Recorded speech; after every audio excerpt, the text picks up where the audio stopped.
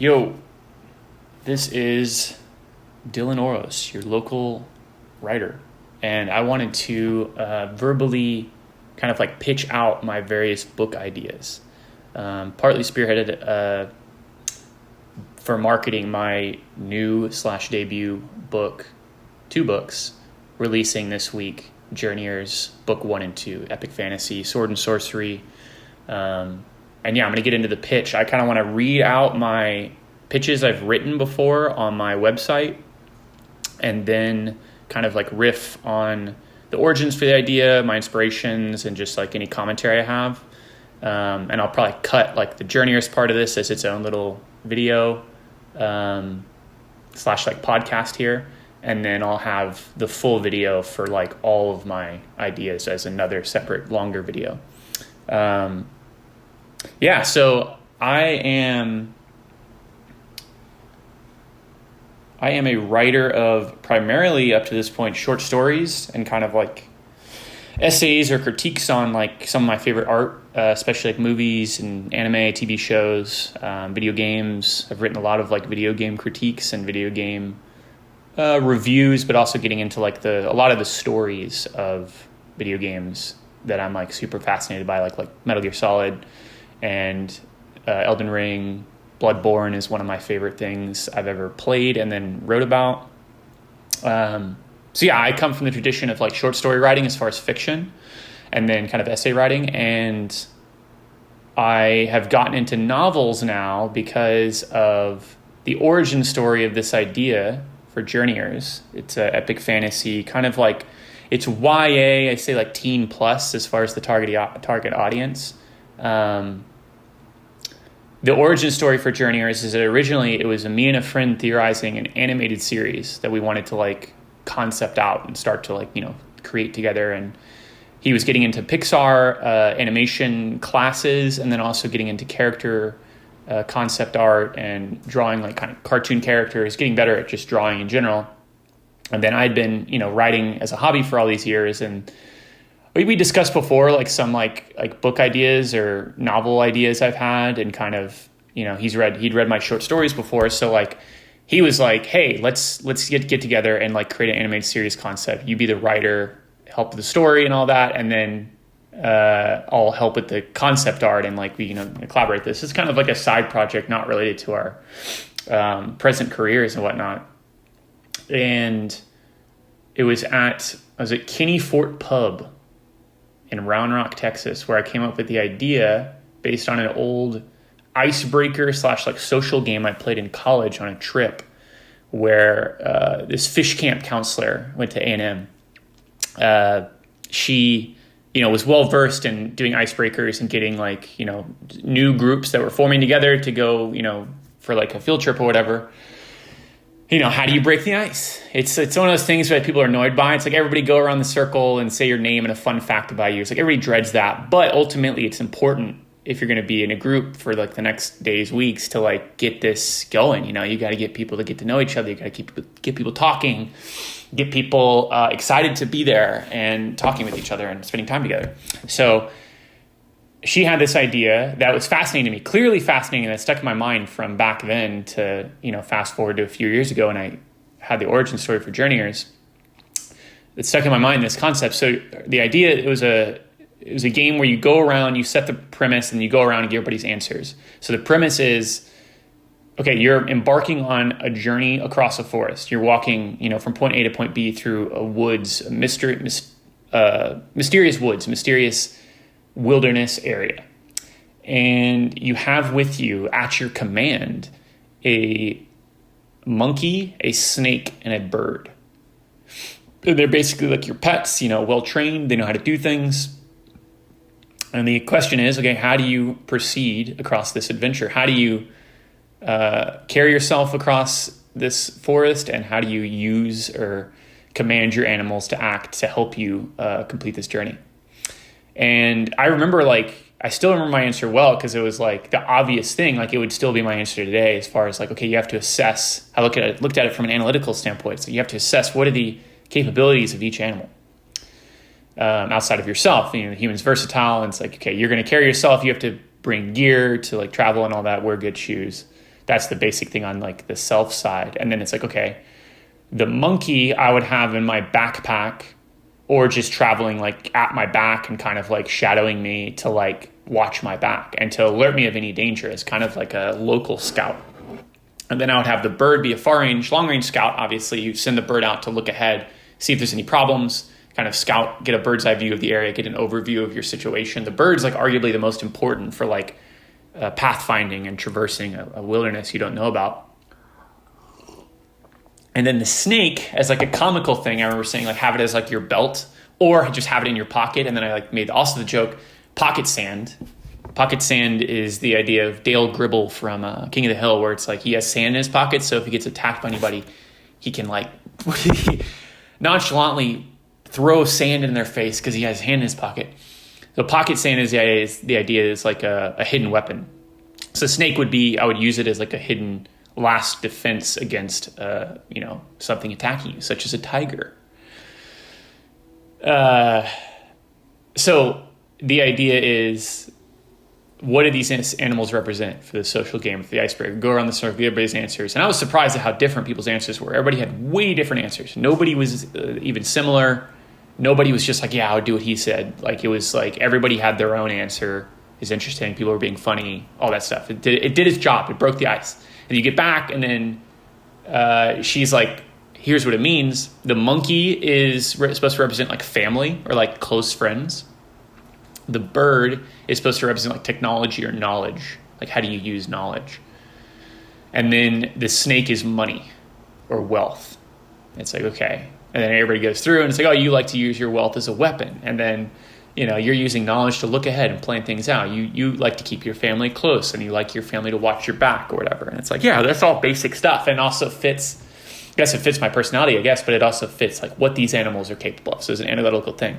So fast forward a few years, more like a decade, basically. I guess less than a decade, but sitting in the bar at Caney Fort Pub, drinking a beer, getting a little tipsy. I was at like a liminal state where I'm like, you're at your peak buzz.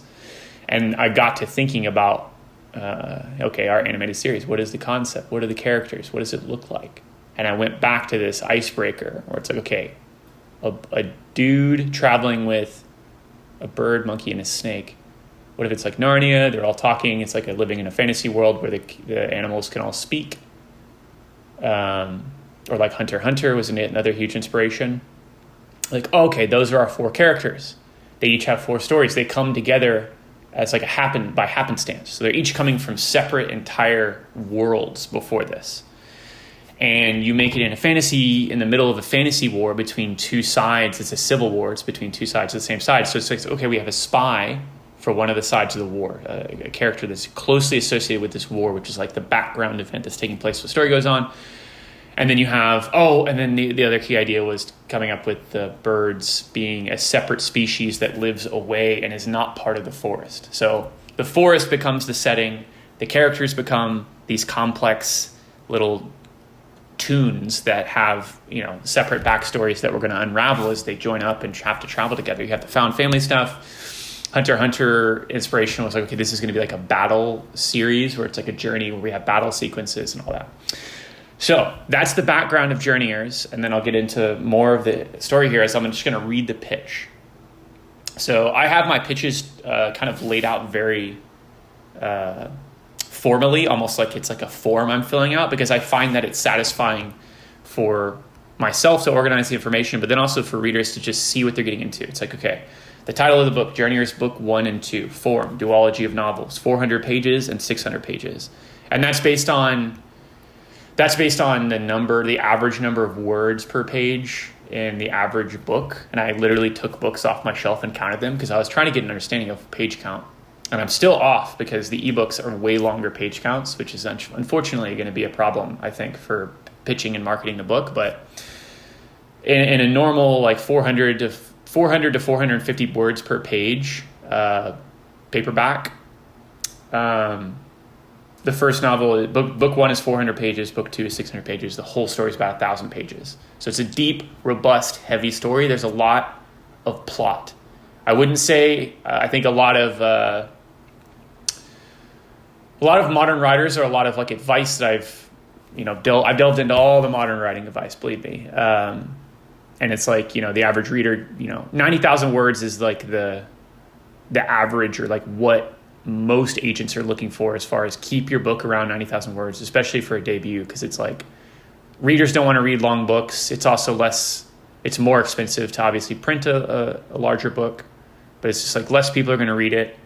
It's harder to get into. But the bottom line is this story, it's not like I set out to write 1,000 pages. It's just this story and the outline turned out to need this many words. So it's a long story, but at least I hope it's very satisfying and like rich, like a steak. There's a lot going on with this story. So yeah, duology of novels, book 1, 400 pages, book 2, 600 pages. Genre, epic fantasy is the primary genre, I would say. Action, adventure, and then sword and sorcery. So I list 3 genres here just to give like Amazon lets you list out like super crazy subgenres and all that. So epic fantasy, I'd say, is like the main genre, and that's because epic fantasy is marked by kind of sweeping large-scale stories, high power levels of characters. You have mages casting spells back and forth.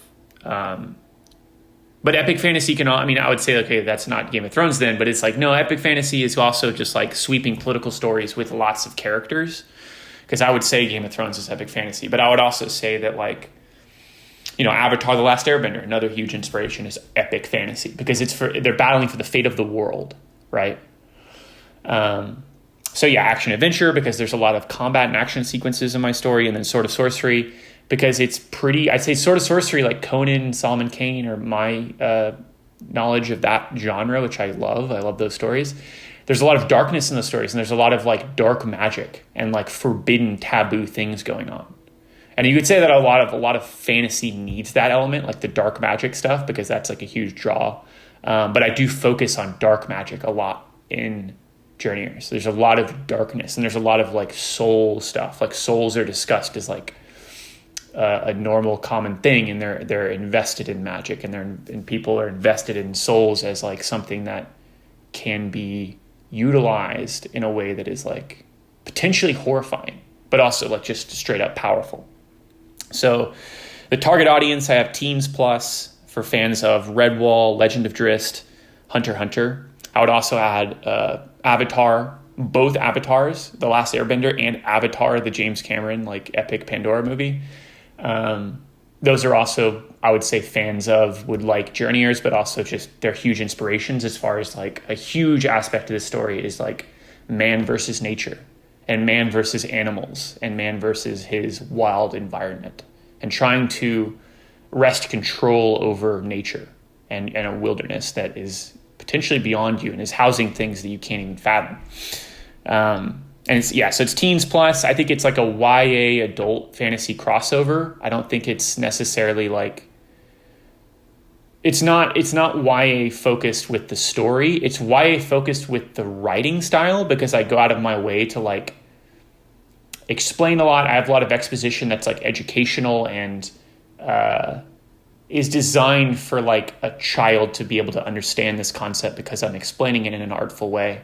So I'm writing it to be accessible. So I'd say like it's young adult because I think kids, this is the type of book I would have loved to read at like 11 years old, even knowing that it was a little bit beyond me as far as like the language. And then even knowing that like, maybe if my parents knew everything that was in the book, like people fighting each other, killing each other with swords and whatnot, maybe my parents wouldn't like that. But like, I think it's fine for kids to read Lord of the Rings, but there's tons of horrible things in Lord of the Rings that are like super violent and, some parents may want to censor their kids from. That's something I could get into a lot about as far as like how we make art for children and how we make art for like preteens and like the adolescent era, which is like hugely vital to like how people grow up and like, set their worldviews and whatnot, which is why there's so much like war over censorship over what books are in schools, libraries and everything, because everybody's trying to indoctrinate children and with their own schemes. And, people think that environmentalism means like, it's the culture war stuff. And it's just like, that's all part of it. But it's also like, it's important that we teach children morals is the point that I'm making, is that it's important that children know what good and evil is And it's important that they understand that like transformation is possible. You need to defeat evil with like cunning and curiosity, and you need to like know that understanding people is important, and compassion is something that makes you stronger. These are all things that are values of mine that I firmly believe we should be imparting into every human being. But yeah, children need to have stories that show them things like this. So this is all part of my mindset and why I wrote Journeyers, why I wrote it the way I wrote it, what's in Journeyers, what the characters are like and all that.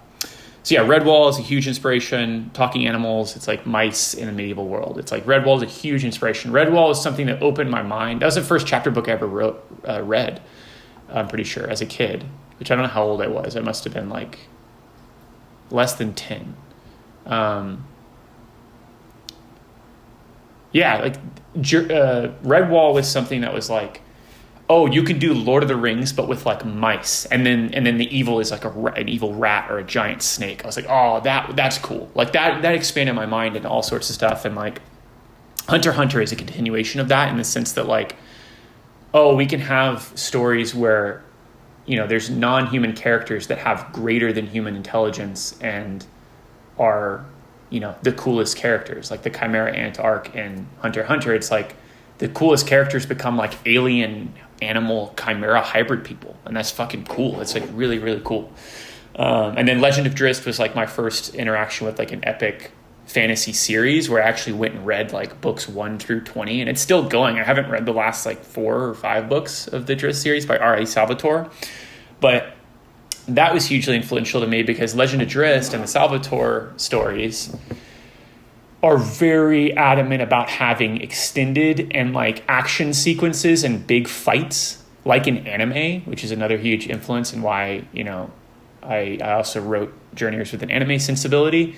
But like anime, Salvatore writes very robust and rich and satisfying back and forth action sequences, like melee action, wizard action. These are all things that are, you know, a hallmark of Dungeons and Dragons and fantasy tabletop role-playing games where, you know, the battle sequences, the battle back and forth is the enjoyment.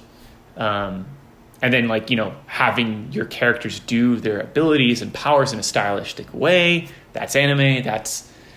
There's a whole tradition of this, you know, genre. Also in comic books, obviously, superheroes. So these are all my influences, like kind of where I'm coming from as far as like my brain and how I was structuring Journeyers to be a story. And yeah, then my cover art, which you can see on my website and on my Twitter and everything, was by Goran Gligović, which is a commissioned artist that I found on Twitter and Blue Sky, and he was great to work with. He did both covers and kind of followed my full brief to the T and understood the vision and made it better, actually. So he's great, and I'm really happy with the cover art. I think cover art's a huge factor in like trying to become successful as an author in these days, obviously, but it's also important to have your cover art be something that, you know, you put some real work into, which is why I decry, you know, using AI in any way really for art is horrible, and we could have a whole conversation about that. But the AI art covers for a lot of indie books that I see just look terrible. And like, as soon as I see that, you have to doubt the writer, you have to doubt the writing. And I mean, I'm not going to support that anyways, but even if you're a great writer and you had a really cool story to tell, like using an AI art cover is such a betrayal and like a huge mistake in my view. Okay, so going on, so then I have the main characters listed because this is before the premise. The premise is going to be an extended pitch. I'll just read through it. Main characters: Oppo, the boy adventurer seeking his lost sister; Ouro, the snake spy undercover for the queen; Rakar, the monkey monk who does not remember his past; Isidi, the bird bard from a city in the sky. So those are our 4 characters. Their names and backstories are very intricately woven, and I'll just get into the premise. So this is like the extended pitch of me kind of talking through. It's both synopsis and pitch. So I'm not spoiling anything major, but there's a level of synopsis here. So premise: Journeyers is a story about the fantastique of nature. Within the spiral forest, animals wield magic like language and resist the empire of mankind, residing in the heart of the spiral castle. Apo is an adventurous human boy entering the forest for the first time to find and rescue his sister, taken from his outside village as a babe. Ouro is a spy snake for the rebel queen who guerrilla fights her ex-husband, the king, from the wilderness of the trees.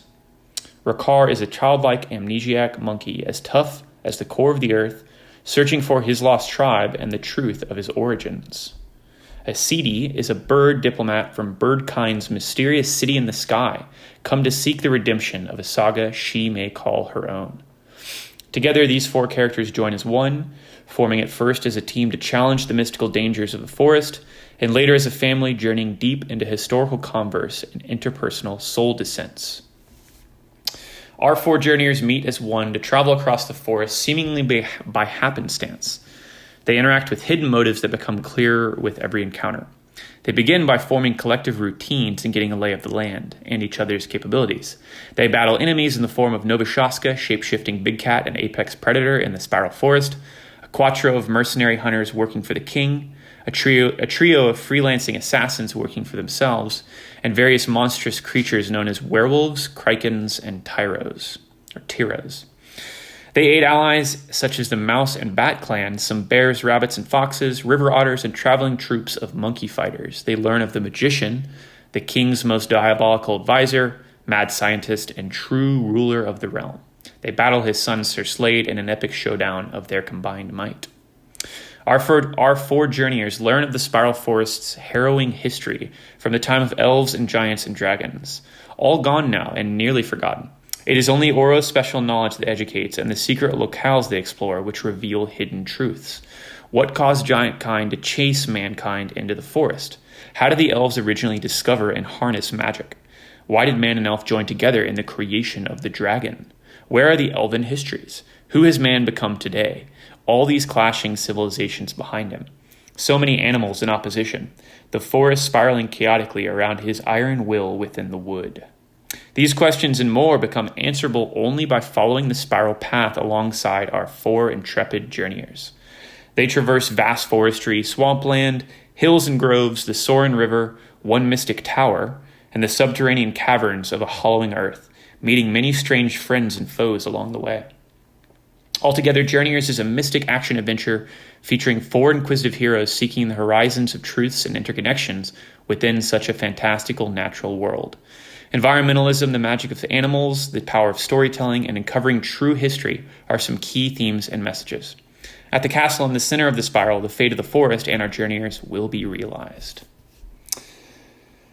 So yeah, that's like the full pitch for Journeyers, and I think that does a good. I'm basically using that as the book description on both books, in like the ebook store, and it's a description that I used on my website, and then also a variation, a shorter version of this in my query letter when I was querying to agents and whatnot. So I think the pitch does a good job of kind of teasing out. Okay, I'm telling a journey story. It may sound generic at first glance. I think that's the core struggle I need to overcome with Journeyers. Is like, I think when you look at the cover and when you hear the concept that I'm trying for, it can sound kind of derivative on just classic fantasy tropes, and I don't think there's anything wrong with that. I think some people may be excited by the simplicity or kind of straightforward, generic, quote-unquote, nature of it.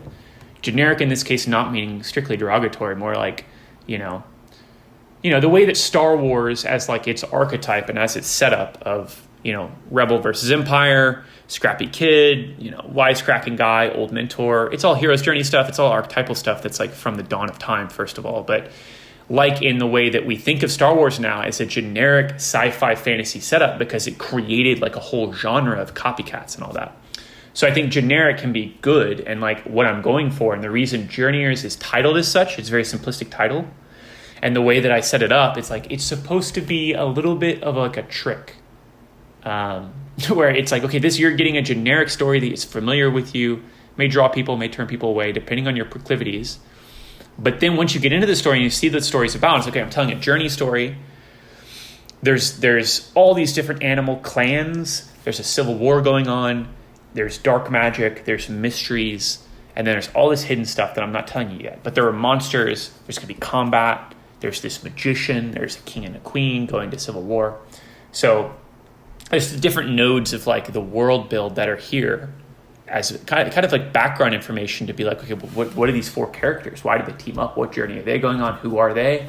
And that's still like 80% of what the story's about. It's like these characters come together and then they go on this trek because they have a shared objective and they have different competing motives and whatnot as they journey. But then they get caught up in these greater conflicts, but then they also seek out, avenues through the forest, but also solutions to some of those conflicts that are, that's the wonder of fantasy, is like the hero could be a dude that just strolled by that day. The hero is just a person that's in the right place at the right time a lot of the time, right? And the idea is like these are kind of like misfit outsider heroes in a lot of ways, my 4 journeyer characters, and they come together seemingly randomly, but there's also the discussion of fate and all these things. This is another aspect. The soul, there's a soul aspect to the story where like souls and like how magic is derived from souls is like a core part of the magic system, the world build. And then also the nature of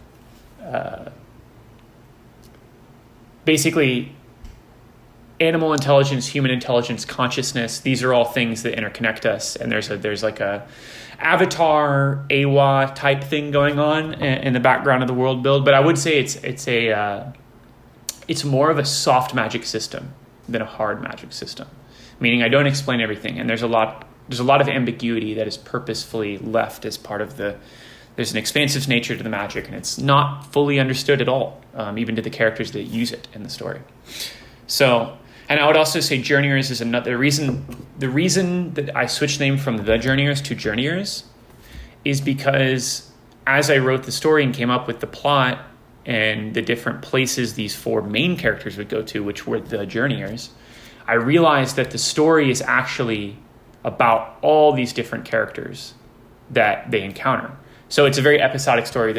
It's 1,000 pages altogether across both books. So it's an episodic story. It is an odyssey. It is we're in this pocket of the story with this arc, with these characters, and then we move on to the next part, and we may not see those characters again.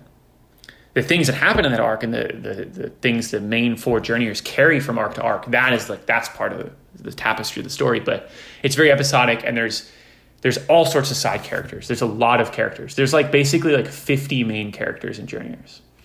And to people that say that may be intimidating, well, I think there's a level of satisfaction when you cast a story this wide and you realize every time you're encountering one character, they're a small part of a whole, but then you get to enjoy the part they play, even if it's small. And a lot of that's like, as a writer, you have to make satisfying characters. You have to make characters with small amounts of screen time matter a lot. And that's something I had a lot of fun doing in Journeyers. So the number of characters and the number of different journeys going on, the number of different journeyers extending beyond our 4 main characters is a core part of the whole concept of the story and why it works. And I don't want to spoil anything as far as like specifics beyond that, but like the villain characters and the side characters and the neutral third party characters that our journeyers encounter along the way are all major parts of the story. They all get character arcs. And they all get like a robust investigation of who they are, and they get to have moments where they shine and stuff like that. So I tried to tell like an expansive story. Again, my inspirations are obvious and clear, and I'm open about them because I love these stories. I'm inspired by them. I think people, authors and artists should be inspired by other artists. That's like the core of the art for me. It's like I got into writing because I enjoyed watching The Twilight Zone, and I enjoyed reading books, and I enjoyed, having those like twist short stories. That's why I got into short stories, is because like the twist and getting your mind warped and having, these fantastical stories that are like you can go crazy with a short story because it's so short, basically, especially in sci-fi, fantasy, and horror, which is what I write. So, yeah, you can see, I guess, to wrap up the Journeyers pitch here, I've been going for about 30 minutes. So perfect. That's fine. This story was inspired by everything in the kitchen sink, quote unquote, type stories like Avatar: The Last Airbender, Hunter x Hunter. I would say Full Metal Alchemist is another huge inspiration for me, and like something that Full Metal Alchemist remains something that I watched that story, I read that story, I watch that anime, and like Full Metal Alchemist is one of the ones where I'm like, I wish one day I could achieve that type of story. And I don't know if that's because it feels achievable, because it's kind of like, it's almost like easy how great that story unfolds, and the different characters and different like forces that are at play in that story. Hunter x Hunter feels almost like godlike, and I don't ever really compare myself to someone like Togashi, even though it's an inspiration, and like I try to, tap into that. But I would say Full Metal is definitely a story where I'm like, that's a goal, right? Write something that good. So I'm not saying Journeyers is as good as any of these, but certainly what I'm striving for is the types of experiences and feelings that those stories gave me. And Avatar, I would just say, Avatar: The Last Airbender, I love about how every episode is like a micro like movie, and you get to see characters and you get to learn things about the characters and develop things in a very satisfying way with such a short amount of time, because it's a half-hour show. I mean, all these anime are. But yeah, that's Journeyers. It's currently, I published it. I hit the button on July 31st, but it's still like processing. Still processing on a couple of vendors. It's an ebook, and I'm using Kindle, Barnes & Noble's ebook, whatever it's called, and then Kobo, Fable, what's the other one? Anyways, all the main ebook retailers, I'm publishing it through Draft 2 Digital, which is a self-publishing platform. So yeah, that's the pitch on Journeyers. And then, yeah, I'll cut it here for that.